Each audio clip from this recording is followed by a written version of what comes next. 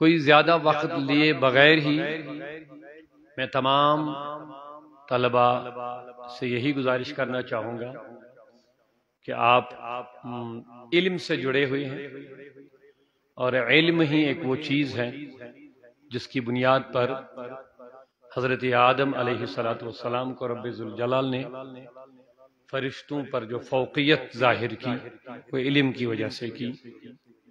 وَعَلَّمَ آدَمَ الْأَسْمَاءَ كُلَّهَا، حضرت آدم کو تمام اسماء کی تعلیم دی۔ ثم عرضهم على الملائکہ، پھر ان کو ملائکہ کے پاس پیش کیا۔ انبئونی باسماء ہؤلاء، مجھے ان چیزوں کی خبر دے دو، سناؤ، بتاؤ، بیان کرو، ان چیزوں کے بارے میں بیان کرو، کیا ہے یہ؟ قالوا لا علم لنا الا ما علمتنا انك انت العلیم قال یا آدم انبئهم باسمائهم۔ اللہ تبارک و تعالی چاہتا تو خود بھی ان کو بتا دیتا، جیسے حضرت آدم کو سکھایا تو فرشتوں کو بھی خود سکھا دیتا، لیکن یہاں حضرت آدم ہی کو کہا گیا یا آدم انبئهم باسمائهم، ان کو بتاؤ ان ناموں کے بارے میں۔ تو یہاں کہنے کا مقصد یہ ہے کہ حضرت آدم کو جو ان کی فوقیت، جو عظمت، جو شرف، جو کمال اللہ تعالیٰ نے ظاہر فرمایا ملائکوں کے اوپر، وہ کس کے ذریعے سے؟ علم کے ذریعے سے۔ تو ہمارے پیغمبر اعظم رسول اکرم صلی اللہ علیہ وسلم جو معلم کائنات ہے، اس کے باوجود بھی ان سے بھی کہا گیا وقل رب زدنی، مولا میرے علم میں اضافہ کر۔ جو معلم کائنات ہے، خود اللہ تبارک و تعالی کی معرفت اتنی کسی کو حاصل نہیں کائنات میں جتنی پیغمبر اعظم کو، لیکن اس کے باوجود بھی ان سے کہا گیا وقل رب زدنی، کہہ دو کہ مولا میرے علم میں اضافہ فرما۔ تو یہ ہمارے لیے ایک نصیحت ہے کہ دنیا میں کوئی کامل مکمل عالم نہیں بنتا، چاہے کتنی بھی بلندیاں وہ طے کرے، آخر میں بھی وہ کہتا واللہ اعلم بالصواب، اللہ ہی بہتر جانتا ہے۔ اتنے علوم، کتابیں، تفاسیر وغیرہ، سمندروں کے سمندر طے کرنے کے باوجود بھی کیا کہتا ہے کہ اللہ ہی بہتر جانتا ہے۔ تو کہنا یہ ہے کہ علم کی ابتدا اگر ہے تو انتہا کہاں ہم ڈھونڈ سکتے ہیں؟ تو لہذا علم کے بارے میں آپ یہ مت سمجھنا کہ میں کوئی عالم بن گیا، میں نے کوئی میدان طے کیا، کیا میں بڑا ہو گیا، بلکہ اگر آپ عالم ہیں تو اس کا مطلب یہ ہے کہ آپ کو اور ڈھونڈنا ہے، کیونکہ علم کی پیاس کبھی بجھتی نہیں ہے۔ اگر علم کی پیاس بجھ گئی تو سمجھنا اللہ بچائے کہ ہم علم کی تلاش سے جب رک گئے تو سمجھنا ہم کامیاب نہیں۔ جتنی علم کی پیاس زیادہ لگے گی، زیادہ ہو، تو اتنا سمجھنا کہ میں میدان میں آگے بڑھ رہا ہوں۔ لہذا ابھی تو ہم سب متعلم ہیں، طالب علم ہیں، علم کی بات ہی نہیں کر پائیں گے ہم عالم، لیکن جو بھی ہمارے طلباء ہیں یہاں پر جو بھی، تو ہمیں اپنے آپ کو بحیثیت متعلم ہی پیش کر کے علم کی تلاش میں رہنا ہے ہر حال میں۔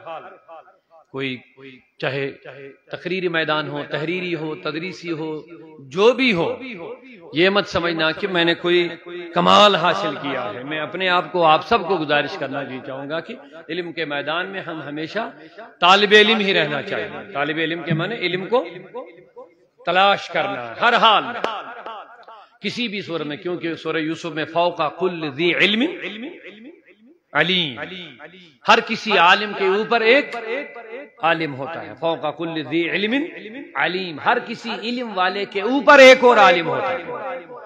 جب یہ سلسلہ چلتا ہی رہے گا تو آخری عالم اس امت کے پیغمبر اعظم ہے، تو اس سے بڑھ کر کون عالم ہے؟ اللہ تبارک و تعالی۔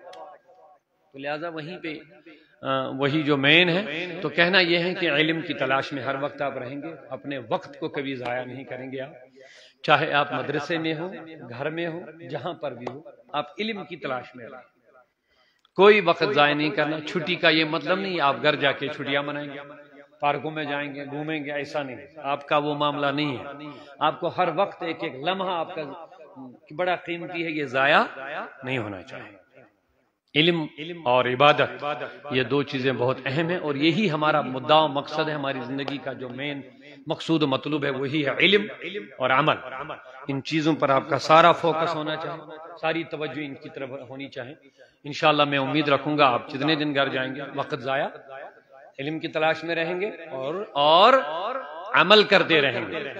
اور یہ مت سمجھنا کہ میں مدرسے سے باہر ہوں، نہیں، بلکہ آپ ہر جگہ طالب علم ہی رہیں گے انشاءاللہ. کہہ دیجئے انشاءاللہ عز و جل. اور یہ نہیں کہ آج ہمارے اوپر اساتذہ کی نظر نہیں، اب نماز میں کوتاہی، اس میں کوتاہی، ایسا نہیں ہونا چاہیے. بلکہ آپ کو جب علم ہو، عمل ہو، تو انشاءاللہ آپ کامیاب رہیں گے. گھر جا کے پنجگانہ نماز پابندی کے ساتھ ادا کریں گے.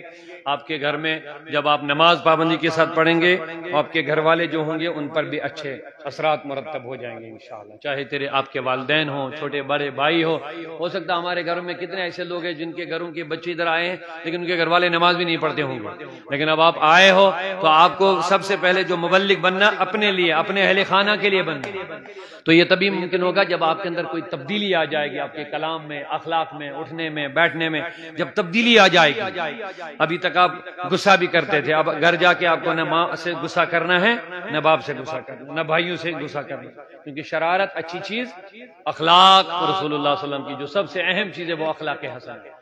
خوش اخلاقی کے ساتھ اپنے بھائیوں کو، اپنے آپ کے جو پڑوس اگل بغل میں دوست ہوتے تھے، فرینڈ سرکل ہوتا ہے، ان کا بھی کچھ اور مزاج ہوتا ہے. لیکن اب آپ کے جب وہ دوست، اب آپ بدل گئے ہیں، اب آپ کو کوشش کرنا ان کو بھی تبدیل کرنا ہے. ایسا نہ ہو کہ آپ یہاں جا کے ان سے پھر دوستی بڑھائیں گے اور پھر وہی آپ کی حالت نہیں. بلکہ اب آپ کو صرف تقریری مبلغ نہیں بننا ہے، عملی میدان آپ کا جب چینج ہو جائے گا خود بخود سمجھ جائے گا نہیں اب یہ وہ، اب جو پہلے تھا اب یہ وہ نہیں ہے، اب اس کے اندر تبدیلی آ چکی ہے.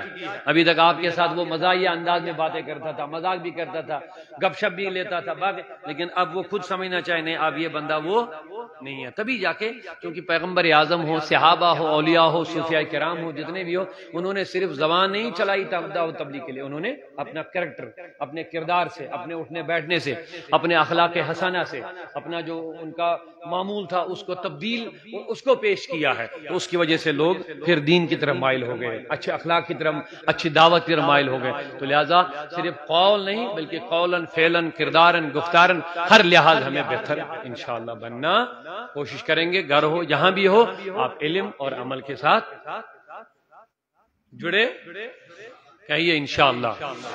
اور دوسری بات، ربیع الاول شریف چل ہی رہا ہے. آج الحمدللہ شب میلاد ہے. آج ہی گھر جانے کا چھٹی. اچھا سنیچر صبح سے آپ کو چھٹی ملے گی، لیکن ابھی آپ آج شب میں بھی ادھر ہی ہے. کل ربیع الاول کا جو مین بڑا دن ہے بابرکت وہ کل ہے. تو ان دنوں میں آپ زیادہ سے زیادہ نبی پاک صلی اللہ علیہ وسلم پر درود شریف کا نذرانہ پیش کریں گے.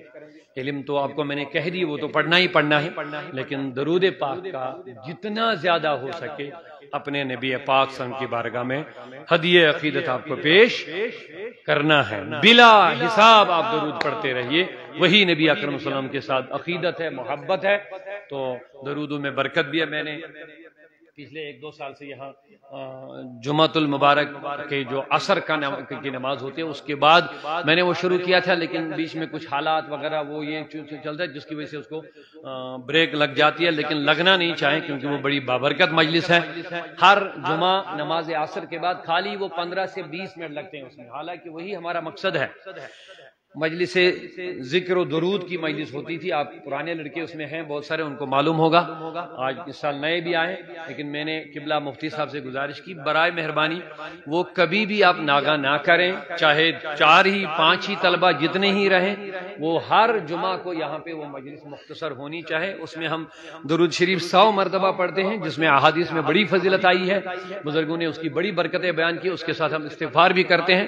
زیادہ ٹائم نہیں ہوتا، لیکن وہ جب مسلسل ہم کریں گے اس کی بڑی برکات ہے انشاءاللہ. تو وہ کل نماز عصر کے بعد یہاں پہ ہوتی ہے، وہ ہر وقت رہنی چاہے وہی مجلس یہاں پر مجلس ذکر و درود. اس کے لیے چند طلبہ کو ذمہ داری سونپیں گے ہمارے